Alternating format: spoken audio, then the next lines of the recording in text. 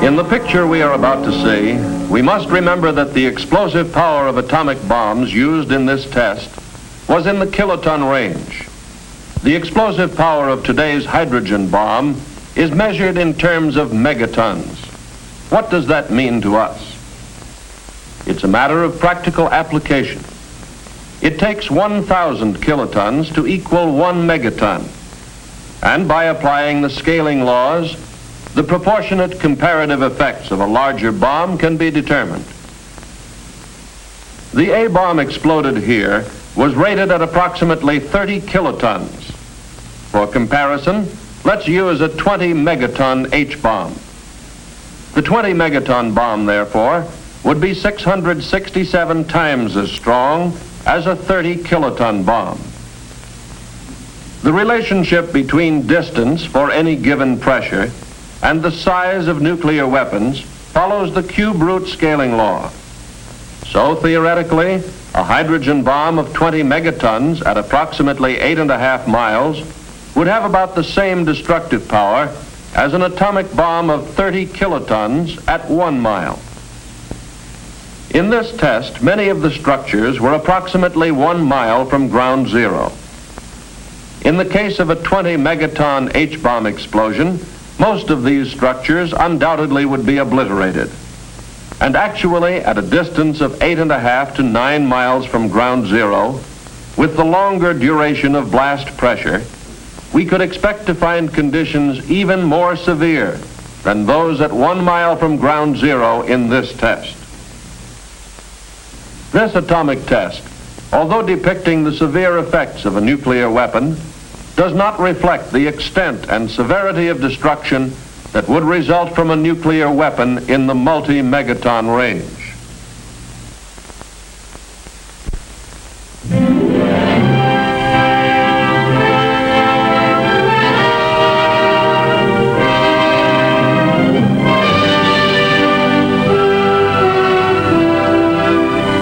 Here at the Atomic Energy Commission's Nevada test site, I covered the story of Operation Q, a program to test the effects of an atomic blast upon the things we use in our everyday lives.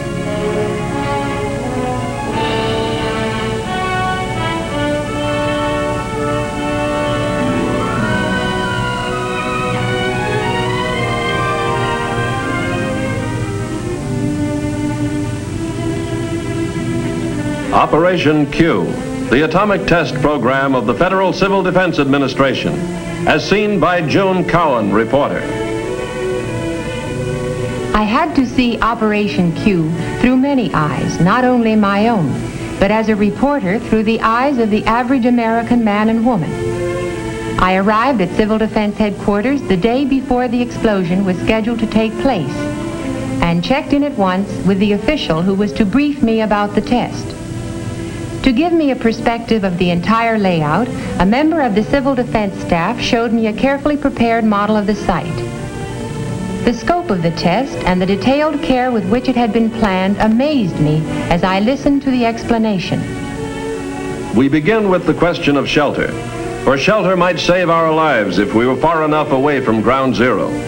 If so, what kinds of shelter are effective? Several kinds are to be tested, from elaborate industrial shelters to the box-type shelter in the corner room of a basement. This type would give more room for a family, especially if it were necessary to remain there for several days. In this frame house without a basement, at the 4,700-foot line, we will test a bathroom shelter built of reinforced concrete. The entrance door and outside window covering are designed to resist blast. I asked about the possible loss of utilities and what this would mean to survivors. No electricity for running a home or an industrial plant. Loss of power may be one of our biggest problems after an attack. Power poles, power lines, pole transformers, and complete substations are to be tested by the Edison Institute. How will they withstand this blast? How long will it take to make repairs? How soon can service be reestablished? These are things we hope to learn from the test. One complete transformer substation has been erected relatively close to the shot tower. A second substation and power lines have been placed at a much greater distance from the tower. Thinking about news during an atomic attack, I asked about radio towers. Two kinds are to be tested. One tower is self-supporting without guy wires. The other has supporting cables. Both types are very common. Nearby, a complete radio transmitter will actually broadcast from tape before the shot to be picked up by radios in the test houses. Both liquefied petroleum and natural gas facilities will be tested. Will the fittings and connections stand the test? Will there be fires? All equipment is installed and checked by technical experts from the LP Gas Association and the American Gas Association. An 18,000-gallon supply tank, partially filled with propane and complete with feed pipes. A weighing and storage house and delivery platform have been erected on the test site.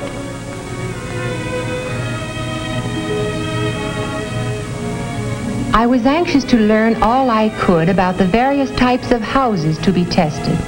5 types are prepared for exposure to the blast and heat of this atomic explosion. First, a single-story frame rambler without basement built on a concrete slab. Second, a 2-story masonry with basement constructed of brick backed with 4-inch cinder blocks. Third, a house of 8-inch concrete blocks reinforced with steel. The 4th type is a single-story rambler made of precast lightweight concrete. Walls and roof panels were joined by welding steel lugs. The 5th, at the 5,500-foot line, is a redesigned house similar to one previously tested. This new design provides additional strength at a cost increase of approximately 10%. That's the real purpose of testing these houses, to find their weak points. Through the cooperation of the furniture and appliance industries, household furnishings were installed in the houses. Mannequin families supplied by private industry are to represent Mr. and Mrs. America. Interior home furnishings donated by industry are complete in every detail. I looked at the mannequins sitting about so indifferently. Naturally, I was very interested in preparations for the testing of textiles and synthetic fabrics. Rows of mannequins were set up in the open facing the blast. Each item of clothing and each color had been carefully selected to give much needed survival information. I was especially interested in the food test program. Canned and packaged foods are to be tested. As a mother and housewife, this appealed to me. I had several questions to ask. Would food in the average home be safe to eat after a blast? Food testing in Operation Q is planned to answer this and other vital questions. Some foods are to be tested in the house, stored in the usual way. Other foods, including fresh meats, butter, and similar perishables, are to be tested just below the level of the ground at 3 positions along the main test line. This will expose the food to high-intensity radiation without risking destruction of the containers. Test items include sterilized foods packaged in cartons, metal, and glass. All will be exposed according to plan to give us the most survival information. The night of the actual explosion, or rather early in the morning, came at last. On Media Hill, television equipment was ready to bring the test into homes from coast to coast. Reporters, commentators, military and civil defense observers all had a purpose: to study the results of this explosion. At a position a mile forward from Media Hill, the Civil Defense Field Exercise Group had assembled with their equipment.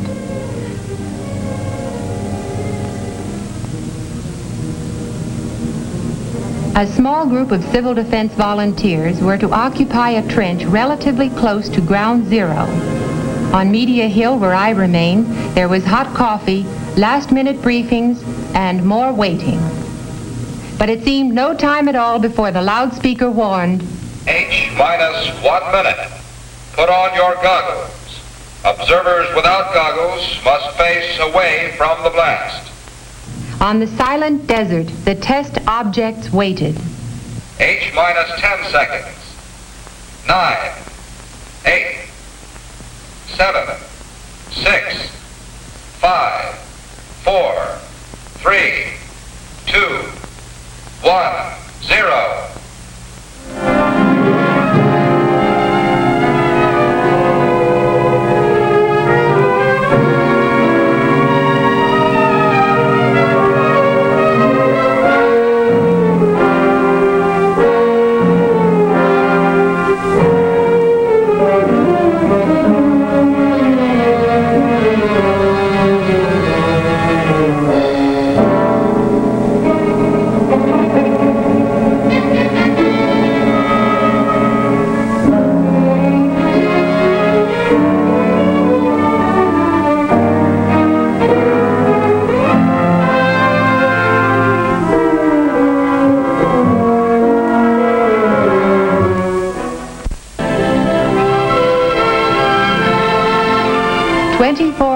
Elapsed before we were permitted to view at first hand the results of the explosion.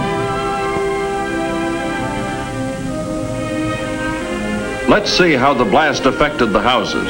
This is what remained of the masonry house that was not reinforced.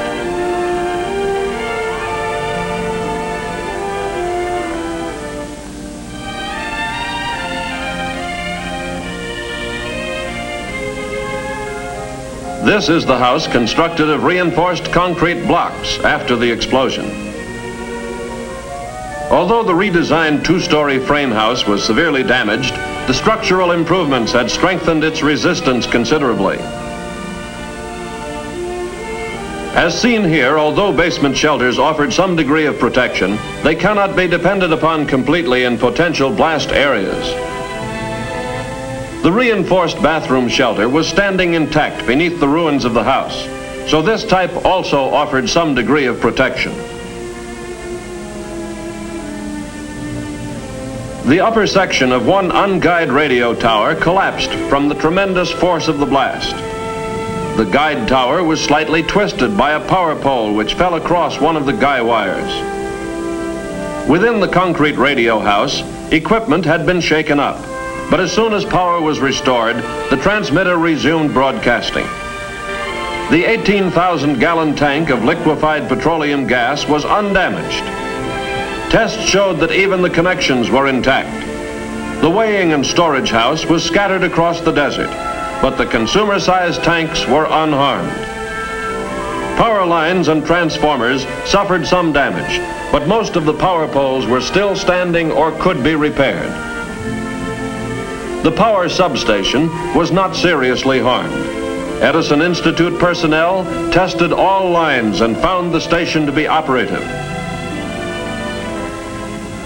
The food and cases of canned goods were taken away for laboratory tests. Do you remember this young lady? This tattoo mark was left beneath the dark pattern. And this young man, this is how the blast charred and faded the outer layer of his new dark suit. During all this activity, the mass feeding group was improvising to feed the test observers. I particularly remember some roast beef. It was done to perfection and roasted in cans which could have been salvaged from demolished buildings.